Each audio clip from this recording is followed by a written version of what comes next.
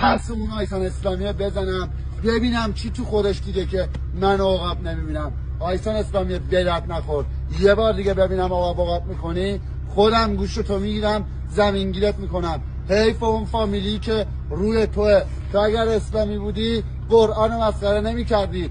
بدت نخوره لاشی. عقاب نره. یادت باشه لات و لوت بازی و این صحبت ها، لات و لوت های اصلی رو اعدام کردن سال 58 همه رفت. کدوم لات؟ لات رو به چی میبینی؟ لات پدر من قدیر اسلامی میگن لات 50 سال داره با مردم پولشو میخوره، ولی وقتی وضعش هم خراب میشه دوباره میره از مردم میگیره. نگه به زور بگیره، بهش حال میدن. لات که تو بری بزنی چاقو بزنی، میدونم تو چه لاتی که چاقو میزنی به 6 سال فراری. آقا کیرم تو اون لاتی؟ مگه لات فرار میکنه؟